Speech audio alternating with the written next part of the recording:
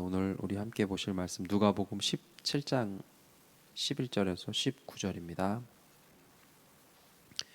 누가복음 17장 11절에서 19절입니다. 우리 함께 한 목소리로 읽겠습니다. 예수께서 예루살렘으로 가실 때에 사마리아와 갈릴리 사이로 지나가시다가 한 마을에 들어가시니 나병 환자 10명이 예수를 만나 멀리 서서 소리를 높여 이르되 예수 선생님이여 우리를 불쌍히 여기소서 하거늘 보시고 이르시되 가서 제사장들에게 너희 몸을 보이라 하셨더니 그들이 가다가 깨끗함을 받은지라. 그 중에 한 사람이 자기가 나은 것을 보고 큰 소리로 하나님께 영광을 돌리며 돌아와 예수의 발 아래에 엎드리어 감사하니 그는 사마리아 사람이라. 예수께서 대답하여 이르시되 10사람이 다 깨끗함을 받지 아니하였느냐? 그 9은 어디 있느냐? 이 이방인 외에는 하나님께 영광을 돌리러 돌아온 자가 없느냐 하시고 그에게 이르시되 일어나 가라 내 믿음이 너를 구원하였느니라 하시더라. 아멘. 네, 우리가 누가복음을 통해서 계속해서 은혜를 나누고 있습니다. 오늘 누가복음 17장 이 부분은 우리가 너무나 잘 알고 또 많은 설교를 들으셨을 그런 본문이죠. 고침받은 10명의 나 환자에 대한 내용입니다. 나병 환자죠. 한센병. 참 비참하고 하늘의 저주를 받은 병으로 그려지고 있는 그런 병입니다. 우리가 잘 알듯이 나병 환자, 일반적인 건강한 사람과 다른 것이 뭐죠? 바로 이들은 공동체에 들어올 수 없는 사람들입니다. 그래서 분리되어 살아야 했던 사람들.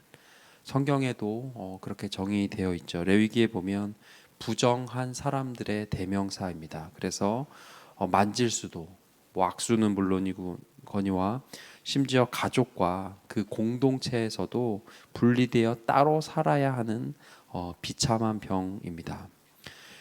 그 나병 환자를 주님께서 치유해 주시고 그들이 다시 공동체로 가족에게 돌아갈 수 있는 방법까지 주님은 친절하게 설명해 주시고 있는 것이 오늘의 본문입니다. 12절에서 13절에 보면 나병 환자 10명입니다. 한 명의 나병 환자도 아니고요. 10명이 같이 예수님을 만납니다. 멀리 서서 소리를 높여 이르되 했습니다. 10명이 그것도 나병 환자가 정말 이번 아니면은 기회가 없다라고 생각하는 그런 마음의 상태겠죠. 소리를 높여서 주님을 불렀습니다.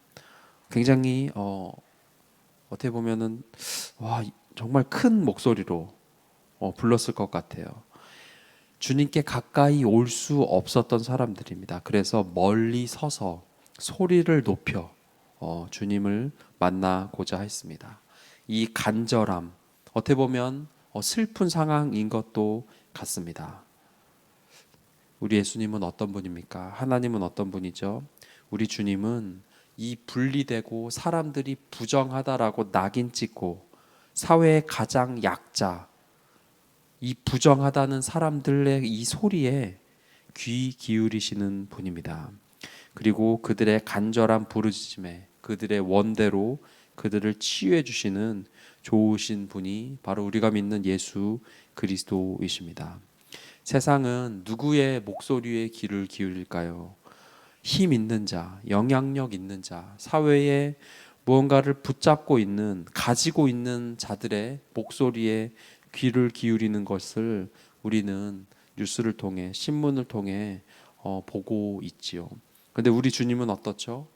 이 소리를 무시해도 되는 것 같은 정말 약자 중에 약자, 그 소리를 들으시고 응답해 주시는 분이 바로 우리가 믿는 예수 그리스도십니다. 그분이 바로 하나님이십니다.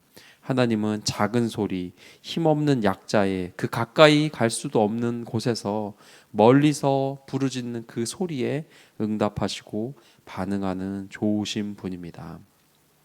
그 하나님에게 우리의 목소리로 이 동일한 감정과 이 간절함으로 부르짖는다면 주님께서도 우리의 소리에, 우리의 신음에 반응하시고 응답해 주실 것입니다.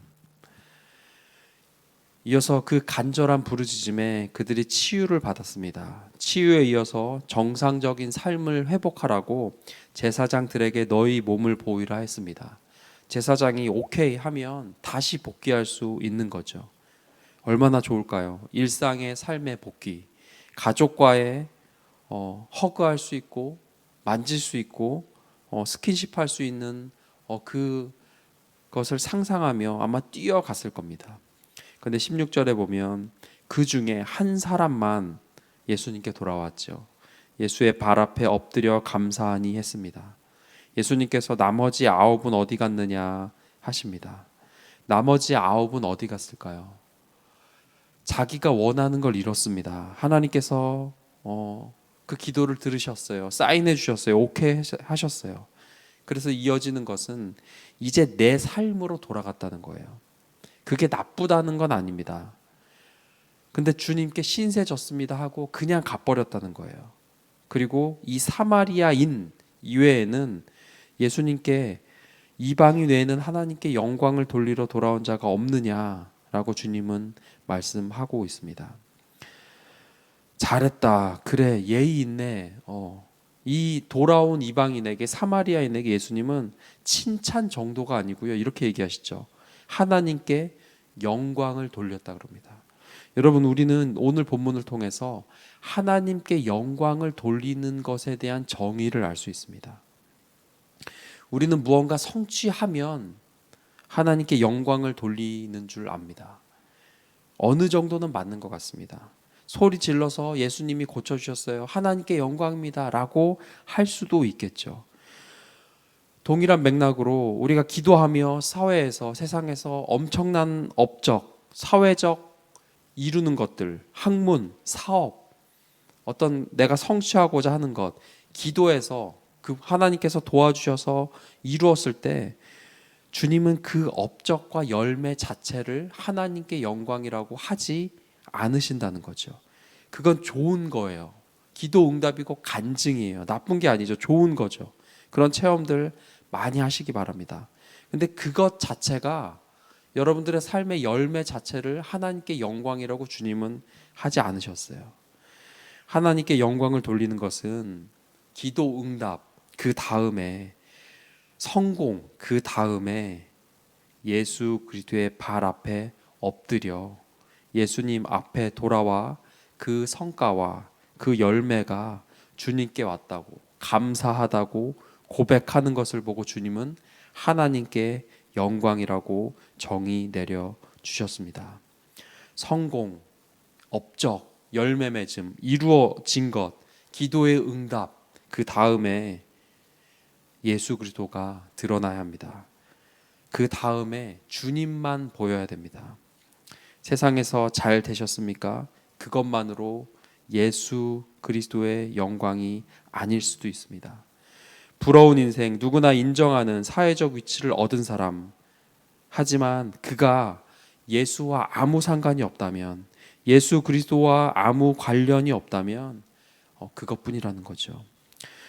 축복하기는 우리 성도님들의, 구리지구촌교회 성도님들의 삶을 통하여서 다양한 재능, 그것으로 많은 좋은 열매가 보여지고 그 다음에 예수 그리스도가 보여지는 축복이 있기를 소망합니다. 기도하십시오. 하나님이 안 듣는 것 같지만 들으십니다. 그리고 안 듣는 것 같은 내 감정이 아니고 이 10명의 사회적 약자, 을증의 을, 나병 환자의 소리를 듣고 그 마음의 소원대로 허락하신 주님이 우리의 기도를 들어주십니다. 인내하며 오래 참으며 기도하십시오. 주님께서는 반드시 하나님의 때 하나님의 방법으로 응답하십니다. 그리고 또 그래서 그 이후, 기도 응답 이후 예수 그리스도가 드러나기를 소망합니다. 그분이 하셨다고, 예수께서 하셨다고, 하나님이 이루셨다고 예수 그리스도가 높임 받아야 합니다.